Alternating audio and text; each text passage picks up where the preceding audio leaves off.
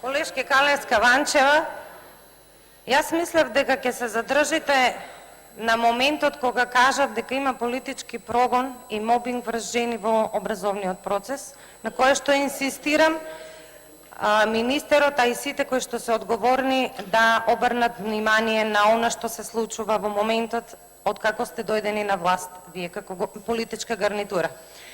Во однос на фондот на часови, во однос на едневникот, во однос на државното, односно екстерното тестирање, токму ние, како политичка партија и политичка гарнитура, говоревме дека немојте така остро да ги поттикнувате наставниците и да правите протести, ќе ви се врати како бумеранг и дека сме во право во тој однос дека фонд на часови, наставници, учениците, тој фонд на часови треба да го имаат.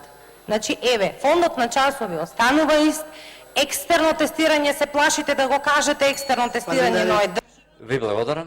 А ќе си дојде, како што кажавме и ние, ќе си дојде со тек, нема цел, нема причина за... Ви благодарам. Ќе видите, времето ќе покаже дека сме ние во право. Ви благодарам.